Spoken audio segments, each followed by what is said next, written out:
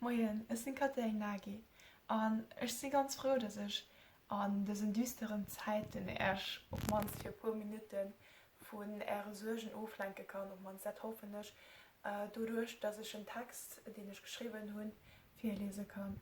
Ich hoffe, dir findet Gefallen dran und es hilft dir ein bisschen aufzuschalten.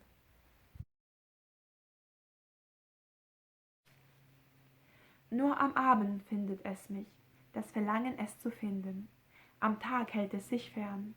Es ist verschreckt vom hellen Lichte der Morgenstunden. Es fürchtet, erleuchtet und entblößt zu werden. Sogar bei Kerzenlicht schleicht es nur konturlos herum. Somit vermeidet es eingefangen zu werden. Es verstummt beim Öffnen der Gardinen oder beim Aufknipsen der Lampen. Jeder Versuch, es in Worte zu fassen, versagt. Schließlich tobt und quält es nur im Dunkeln. Doch in der Abwesenheit des Lichtes kommt nur ein unlesbares Gekritzel zu Papier. Ich weiß, dass ich es zu lesen wusste, aber schwindet einst die Dunkelheit, so verlässt mich auch mein Wissen. Hinterlassen tut es nur eine Leere. Ich glaube zu kennen, was dort fehle, doch stelle ich mir die Frage, bleibt mir die Antwort erspart. Ich jedoch will mich von ihr befreien, doch dazu muss ich sie einfangen, in ein Netz von Worten aus den Tiefen meines Innern fischen. Doch es ist zu schwer, wie der Fischer kämpfe ich mit diesem riesigen Gewicht, aber ich muss nicht gezwungenerweise alleine kämpfen. So kommt es, dass nach dem Abendmahl ich die Augen verschließe und es aufbeschwöre. Den Blick meines Vaters spüre ich mich durchbohren. Er hemmt den Besuch des Gefühls. Es schwebt weiterhin nur vage vor meinen inneren Augen. Das Geräusch von schleifenden Pantoffeln neben mir reißt mich aus meiner künstlichen Dunkelheit. Ich greife nach dem Arm meines Vaters, noch bevor meine Augen aufblitzen, noch bevor mein Plan sich konkretisiert hätte. Ich schmecke es. Ein Flüstern verlässt meine Kehle, wobei meine Stimmbänder gereizt sind, als hätten sie einen Schrei. Das vor Schreck verzogene Gesicht meines Vaters nehme ich nur flüchtig wahr. Mein Griff um sein Handgelenk verstärkt sich. Ich kann ihn nicht gehen lassen, nicht jetzt. Ich klammere mich an ihn, als sei er meine letzte Rettung, mein Felsen, der mich aus der Schlucht zu ziehen ermöglicht. Seine verhaarte Statur nutze ich, um mich von meinem Hocker aufzuheben.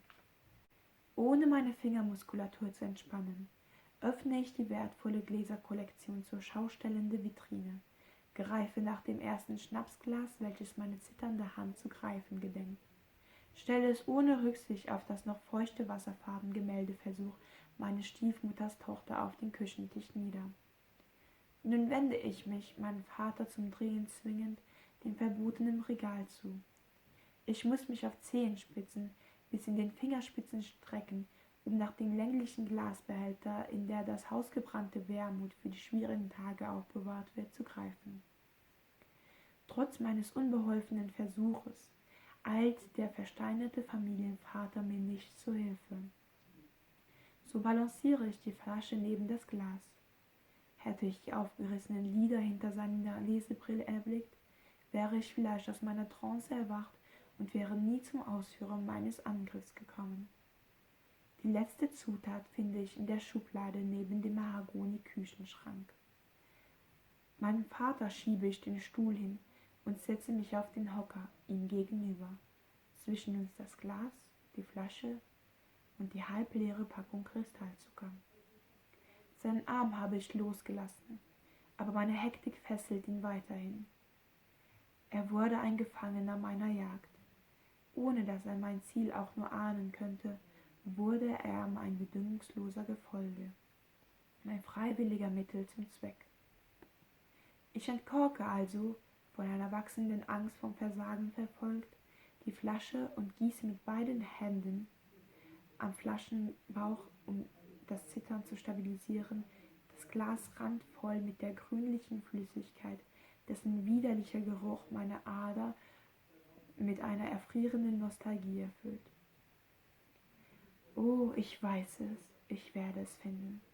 Das Wort, welches es einfängt, es erschießt, es aus meinen Gedanken verbannt, aus dem Grenzenlosen ein einziges Wort schaffen, ein paar Silben so greifbar, dass ich es einfangen, kurz anhalten und beim Aussprechen es aus meinem Innern befreien, loswerden würde. So greife ich mit einer steigenden Hoffnung mit der bloßen Hand in den Zucker. Meine Bewegungen werden hektischer. Es kümmert mich nicht, als die Kristalle auf das von dem Alkoholtropfen bereits getränktes Gemälde fallen und sich in dessen Farben auflösen. Ich erlaube dem übrigen Zucker, das volle Glas zum Überlaufen zu bringen. Wieder greife ich in die Tüte und wiederhole den Verlauf, bis das mein Gefühl mich zum Anhalten bringt. Ich starre das Gemisch an. Ich weiß, ich habe es gleich geschafft. Das vernichtende Wort ist fast in meinem Besitz. Nun muss das Getränk zu Geschmack werden und Geschmack zu Gefühl. Ich kann es jedoch nicht trinken.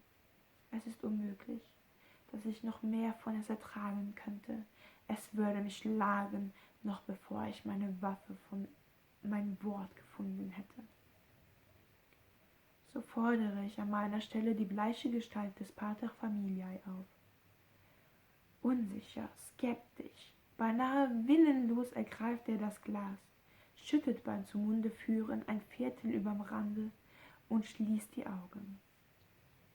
Als ein Adamsapfel sich beim Schlucken hebt, zieht er schmerzlich die buschigen Brauen zusammen.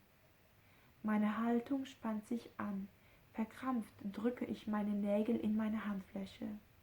Das Atmen vergesse ich. Als seine Lider sich öffnen, schießt es aus mir heraus. Beschreibe! Seine Lippen öffnen sich kurz, um mit seiner Zunge diese zu befeuchten. Und dann spricht er wortkarg, ein Mann der Tat, kein der Worte. Schmerzlich, brennend, obwohl es mir kalt den Rücken runterläuft und mir die Haare an den Armen aufstehen lässt. Bitter, so bitter, aber plötzlich süß. Ja, zart bitter schmeckt es, und es betäubt mich. Als er verstummt, weiß ich es. Ich habe es auf der Zunge, so nahe vor der Öffnung. Doch aus dem Dunkeln überkommt mich dieses Bangen vom Verlassen, vom Loslassen. Es liegt nun in meiner Macht, ich kann es erlöschen. Ich brauche Mut, Mut, um der Mörder des Parasites werden zu können. So greife ich nach dem Flaschenhals und spüle mit dem Feuer meine Zweifel ab und unterdrücke das darauf folgende Husten. Nur noch ein Wort verlässt vom erschlaffenden Zusammensacken mein Mund. Es wird langsam umzingelt und dann ist es weg und ihr Vermissen nimmt mich ein. Melancholie. Also ich hoffe, mein Text wird euch gefallen und ich hoffe, dass ihr weiterhin alle gesund bleibt und dass wir zusammen, wenn wir alle dahin bleiben, das kompliziert fast durchstehen. Merci.